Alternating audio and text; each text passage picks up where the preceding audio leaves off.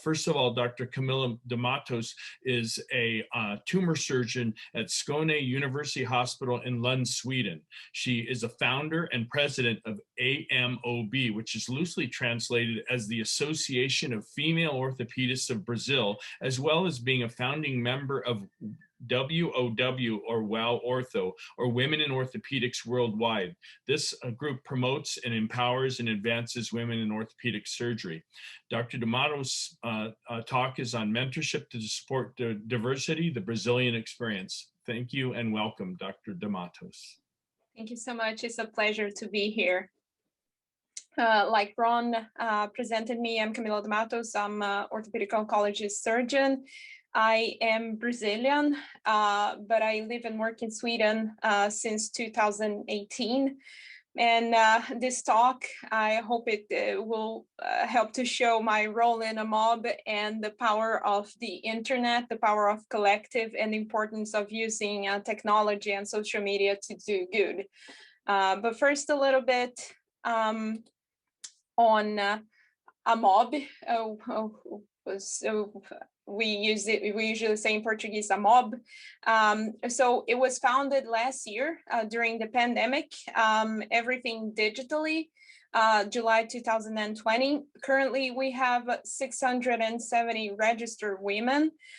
So just for you guys to understand, Brazil is a continental size country. We have 211 million people and 26 states and a central district. So it's very, very large.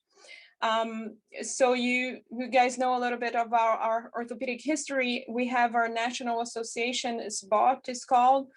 It was founded in 1935. Our most updated number of active female surgeons in our national society is about 5.5% as of 2021. Our first female was discovered and honored by our association, and she's Brazilian, but she graduated in Italy in 1971.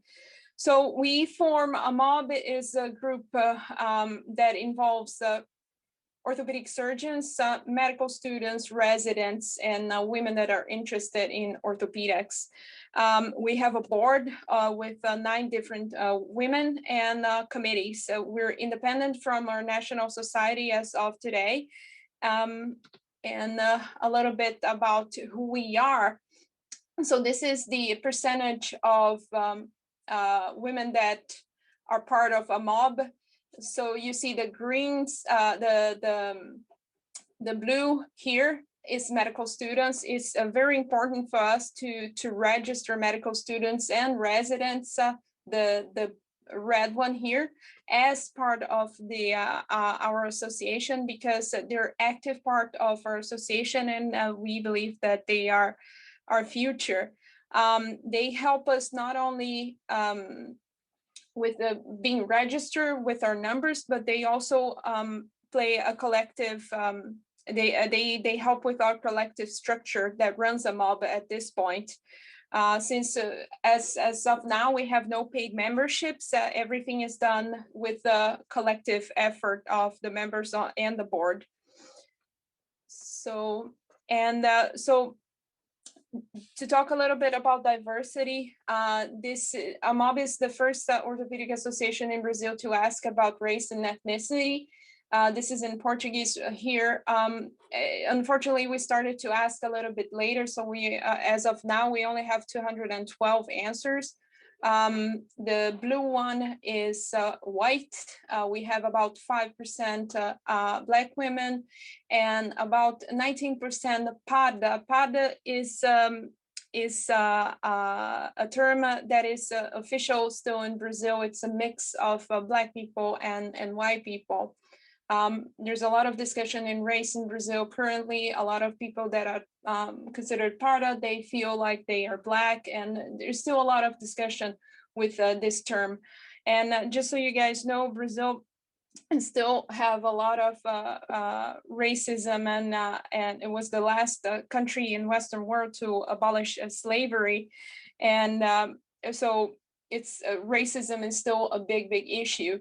So this data, although it seems like good because almost 20% of Black women and PADA is good, I think it's a little bit biased because the ones that answer in retrospect maybe are more engaged in the race and ethnicity question. So so how do we work? So everything in AMOB started digitally.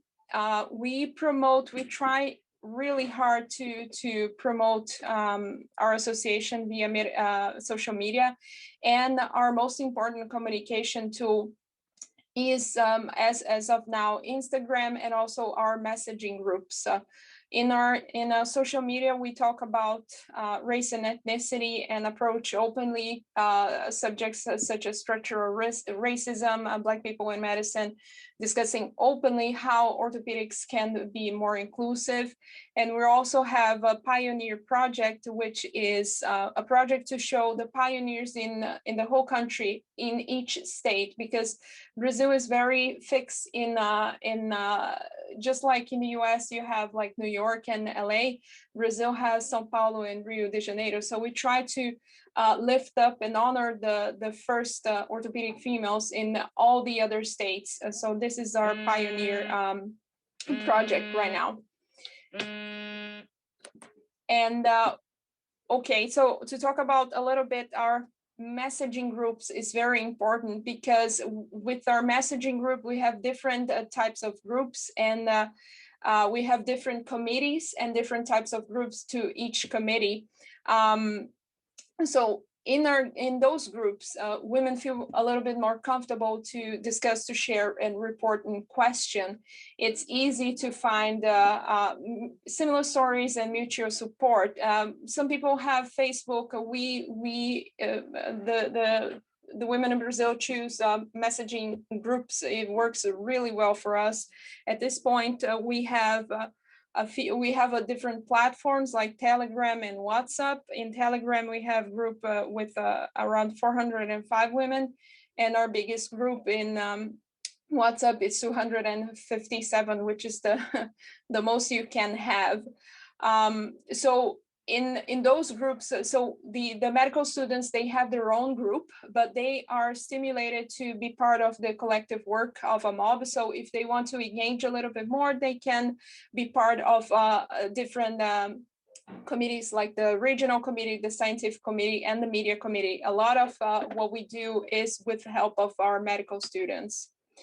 And then to talk a little bit more about the specific programs within mentorships, we have our program, which is to facilitate internships in places that have female orthopedic surgeons. So this we try to find women within our association that are able to receive medical students, female medical students that are interested in orthopedics, to spend some time, like a month or a little bit more, like an internship, and to try to show how it is to be, not only to learn about orthopedics, but also to show what is the reality for a woman within orthopedics. We use like a match system. We have a Google Forms for the medical students that are interested in the programs, and we have a Google form for the women that are associated with us to receive those women, and we try to match geographically and time-based what is best for them. We suffer a little bit of problems because of the pandemic, so they have a few of the women had difficulties to receive and to travel, but the ones that we receive a very positive feedback from both these students and the mentors. We have about 60 women that are going through this process right now. The other program that we have is a program that is directed to orthopedic surgeons that want to be board certified. So in Brazil, you don't need to be board certified to work, but we stimulate all of them to be board certified. We think it's extremely important.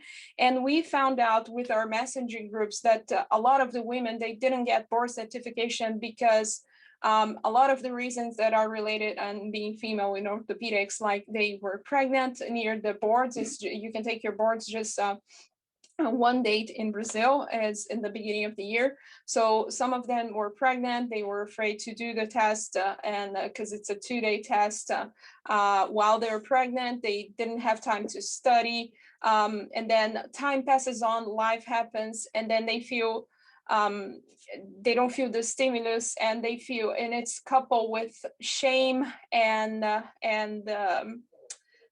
lot of shame that they don't have this. And it's hard for them to take the step to start studying again and by themselves.